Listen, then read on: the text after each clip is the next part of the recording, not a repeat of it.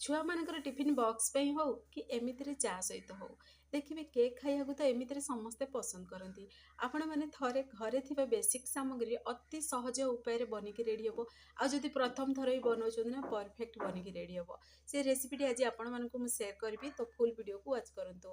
तो प्रथमे गोटे ये केक कंटेनर हम आपण मैंने जो केक बनवा चाहिए नहीं जाए से अल्प टे ब्रश साहाଯ୍ୟ कि हाथर हेल्प रे अल्प टे तेल को ग्रीस करदे लगेदेवे पूरा तापर पुणी देखो अल्प टे मैदा तापर मैदार कोटिंगटा लगेदेवा मैदार कोटिंगटा लगेवा द्वारा केकटा देखिए बिल्कुल भी तलू लगे आ परफेक्ट बाहर पड़े जदि आपण पाखे जब बटर पेपर अच्छी ताले आपण मैंने बटर पेपर भी ये तले जदि लगे पूरा ता ऊपर कौन करेंगे ना अल्प टे तेल ग्रीस करदे तो ताहले भी केकटा इजिली बाहर पड़ो समस्त पाखे बटर पेपर न थाए तो मुझे भाविली आपमती रेसिपीटा सेयार करी जमीक बिना बटर पेपर भी आपने बहुत बढ़िया केक बनई रेडी करेंगे केकटा बाहर बिल्कुल भी भांगनी तापर कौन करवा ना गोटे ये बाउल नवा से आम एड करदे क्षीर तो ये गोटे कप क्षीर मुझे एड करदेली आ 2 बड़ चामच रिफाइन तेल को एड कर भले से मिक्स करदे तापर कौन करवा ना ये चीनी एड करदे जी आपण मैंने मीठा खाया पसंद करती से अनुसार चीनी एड करदे तो ये चीनी को एड कर सारा पर ये मुझे देखो गोटे चीनी एड कली आप चाहिए पाउडर भी चीनी एड करेंगे आ गोटे फड़ा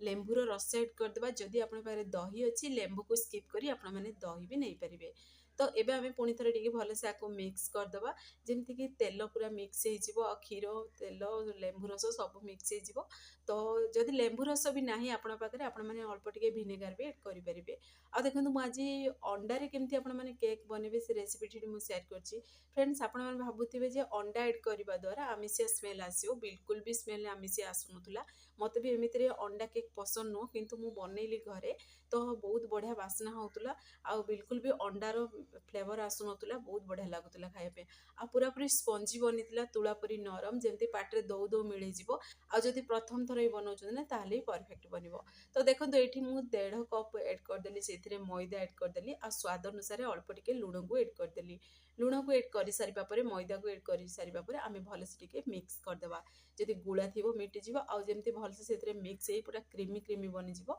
तो से पर्यंत आमे मिक्स करबा जदि आपण माने एबल प्रोसेस रे मिक्स करियो चाहुनांती सेम प्रोसेस रे मिक्सर जार भी आपण माने ऐड करी ग्राइंडिंग करि परिबे आ देखंतु केते बडा गोटे स्मूथ पेस्ट बनी की रेडी हैला आपण माने देखि जानि परथुवे तो एबे चलंतु सेथिरे आमे अल्प टिके एबोली व्हाइट कलर आसला पर्यंत ता कंटिन्यू मिक्स करिवे जेते भल से मिक्स करिवे ना सेते बढ़िया से पूरा केकटा बनी की रेडी हो पाटरे दौ दौ मिले जिवो पूरा पूरी स्पंजी बनिवो तुला परी नरम बनिवो आ पूरा देखिए बेकरी स्टाइल ही बनी की रेडी हो आ बिना ओवन रे बनेबे तथापि देखिए पूरा बेकरी स्टाइल बनी की रेडी हो आ देखंतु एठी मु नै गेली गोटे हाफ चामच से एड करदेली बेकिंग सोडा हाफ चामच टे कम एड करदेली खाइबा सोडा आ भल जमती फ्लेवर आसीबो सेथि मु एड करदेली वनिला एसेंस एड कली आपण माने वनिला एसेंस बदल रे अल्प टिके अलैच को गुंड करी जदि एड करदेबे तार फ्लेवर एथिरे बहुत बढ़िया लागिवो तापरे सेथिरे अल्प टिके आमे क्षीर को एड करदबा जेमिति कि बेकिंग पाउडर सोडा एड करथिले से पूरा मिक्स हे जिवो देखंतु एभली टिके मिक्स करदेबे अधिक समय ताको फेंटिबेनी बेकिंग जदि सोडा एड करचोंदी कि बेकिंग पाउडर एड करचोंदी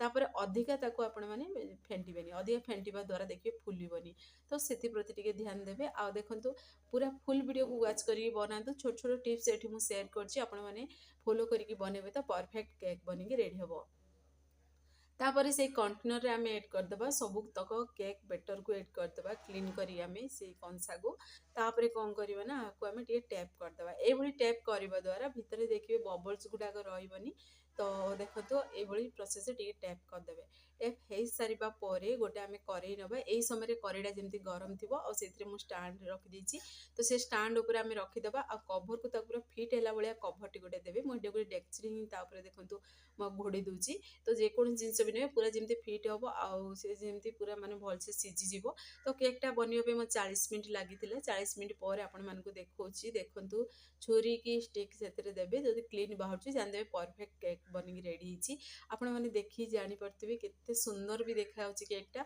आउ 2 रु 3 मिनिट जदि केकटा आमे आउ बसै थांदे ताहले 5 मिनिट जदि बसै थांदे ताहले आउ टिके ब्राउन कलर आस्तांदा किंतु मु बाहर कर देली केकटा को आउ टिके ठंडा होला पर आपण मानको देखौची आउ चलंतु केकटा म बाहर करी देखौची केमती कोन बनिची आ देखंतु ए भली प्रोसेस टिके टैप करबा द्वारा केकटा बाहर पड़ियो तो केते बढ़िया पूरा स्पंजी केक बनिकी रेडी ହେଇଛି ଆଉ ତୁଳାପୁରୀ ପୁରା ନରମ ଥିଲା କେକ୍ଟା।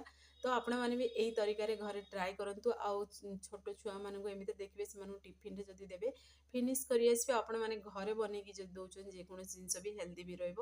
ଆଉ ଦେଖନ୍ତୁ କେତେ ବଢ଼ିଆ ପୁରା କେକ୍ ବନିକି ରେଡ଼ି ହେଇଛି। କେହି ବି ଜାଣିପାରିବେନି ଯେ ଆପଣମାନେ ୟାକୁ ମାର୍କେଟରୁ ଆଣିଛନ୍ତି। ଯଦି ବାର୍ଥଡେ ଅଛି କି ଯେକୌଣସି ଫେଷ୍ଟିଭାଲରେ ଆପଣମାନେ ଯଦି କେକ୍ ଖାଇବାକୁ ଇଚ୍ଛା ହେଲା ତ ଏଭଳି ପ୍ରୋସେସରେ ବନେଇକି ଯଦି ଆପଣମାନେ କଟିଂ କରିକି ଆଉ ଯଦି କ୍ରିମି ଏଥିରେ ଯଦି ମାନେ କ୍ରିମ୍ କେକ୍ ବନେଇବାକୁ ଚାହିଁବେ ତାହେଲେ କ୍ରିମ୍କୁ ଏଡ଼୍ କରିବି ବନେଇ ଖାଇପାରିବେ। ଆଉ ଚକୋଲେଟ୍ ସିରପ୍ ବି ଏଥିରେ ଏଡ଼୍ କରି ଖାଇପାରିବେ। ବହୁତ ବଢ଼ିଆ ଲାଗେ ଖାଇବା ପାଇଁ। ତ ଦେଖନ୍ତୁ କେତେ ପୁରା ନରମ ବନିଛି। ଆପଣମାନଙ୍କୁ ମୁଁ କଟିଂ କରିବି ଦେଖେଇ ଦେଉଛି।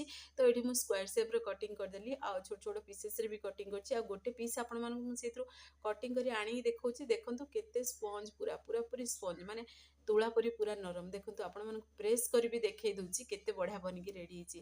ଫ୍ରେଣ୍ଡସ୍, ଆପଣମାନେ ଯଦି ଏ ଭିଡ଼ିଓଟି ମୋର ପସନ୍ଦ ଆସିଥିବ ସାଙ୍ଗମାନଙ୍କୁ ସେୟାର କରନ୍ତୁ, ଲାଇକ୍ କରନ୍ତୁ। ଚ୍ୟାନେଲରେ ଯଦି ନୂଆ ଅଛନ୍ତି ତାହେଲେ ଚ୍ୟାନେଲକୁ ମୋର ସବସ୍କ୍ରାଇବ୍ କରିଦିଅନ୍ତୁ। ବେଲ୍ ଆଇକନ୍କୁ କ୍ଲିକ୍ କରିଦିଅନ୍ତୁ ଯାହାଫଳରେ ମୋର ସବୁ ଭିଡ଼ିଓ ନୋଟିଫିକେସନ୍ ପ୍ରଥମେ ଆପଣମାନଙ୍କୁ ପହଞ୍ଚିବ। ମୁଁ ଏମିତି ଇଜି ଭିଡ଼ିଓ ନେଇ ଆସିବି। ଆପଣମାନେ ଦେଖିକି ଘରେ ଆକୁ ନିହାତି ଟ୍ରାଏ କରନ୍ତୁ। ଆଉ ଯଦି ଫେସବୁକ୍ ପେଜ୍ ଦେଖୁଛନ୍ତି ତାହେଲେ ଫେସବୁକ୍ ପେଜ୍ ମୋର ଫଲୋ କରନ୍ତୁ।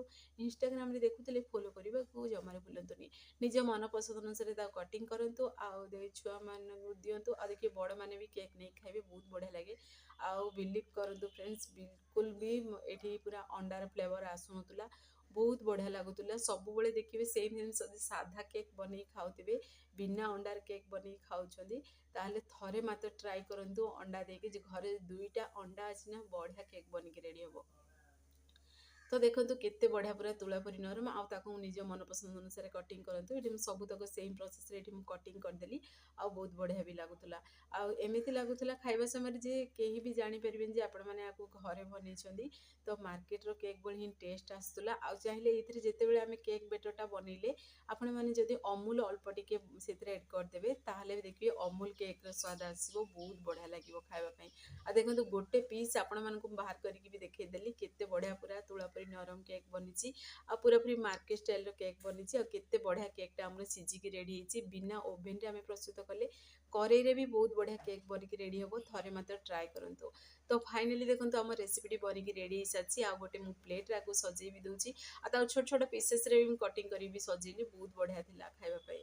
ତ ଏଇ ତରିକାରେ ଆପଣମାନେ ଟ୍ରାଏ କରନ୍ତୁ। ଫ୍ରେଣ୍ଡସ୍, ଆପଣମାନେ ତ ଭିଡ଼ିଓ ଦେଖୁଛନ୍ତି କିନ୍ତୁ କେଉଁ ଜିଲ୍ଲାରୁ ଦେଖୁଛନ୍ତି ମୋତେ କମେଣ୍ଟ ମାଧ୍ୟମରେ ଜଣାନ୍ତୁ।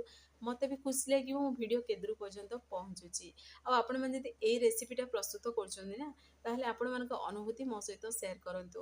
ଆଉ ଦେଖନ୍ତୁ ଆପଣମାନଙ୍କୁ ମାନେ ମୋତେ ଏମିତି ମାନେ ଭଲ ଲାଗୁଥିଲା ସେ କେକ୍ଟାକୁ, ଯେମିତି ମଜା ଲାଗୁଥିଲା ତାକୁ ପ୍ରେସ୍ କରିବା ପାଇଁ।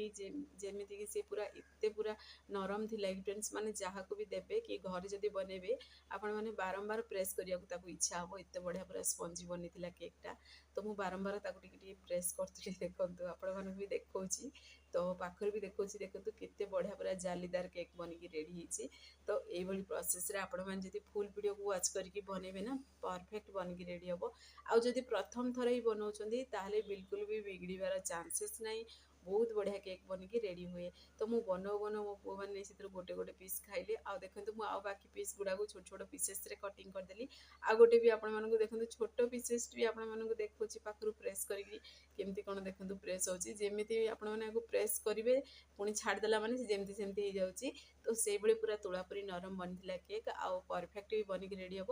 କେବେ ବି କେକ୍ ଯଦି ବନେଇ ନାହାନ୍ତି ନା, ଯଦି ଏ ଭିଡ଼ିଓଟାକୁ ଆପଣମାନେ ୱାଚ୍ କରିକି ବନେଇବେ ତାହେଲେ ଦେଖିବେ, ମାନେ ଛୋଟ ଛୋଟ ଟିପ୍ସ ସହିତ ମୁଁ ଏଠି ସେୟାର କରିଛି, ତାହେଲେ ବି ଦେଖିବେ ପରଫେକ୍ଟ କେକ୍ ବନିକି ରେଡ଼ି ହେବ। ବିଲକୁଲ ବି ବିଗିଡ଼ିବନି, ଟାଣ ହେବନି କି ନ ଫୁଲିକି ରହିବନି। ବହୁତ ବଢ଼ିଆ ବନିକି ରେଡ଼ି ହେବ। ତ ଏଇ ତରିକାରେ ଆପଣମାନେ ବି ଘରେ ଆକୁ ଟ୍ରାଏ କରନ୍ତୁ। ଆପଣମାନଙ୍କ ଅନୁଭୂତି ମୋ ସହିତ ସେୟାର କରନ୍ତୁ। ତ ସେ ପର୍ଯ୍ୟନ୍ତ ରହୁଛି, ପୁଣି ଏକ ନୂଆ ରେସିପି ନେଇ ଆସିବି। ନମସ୍କାର, ଜୟ ଜଗନ୍ନାଥ।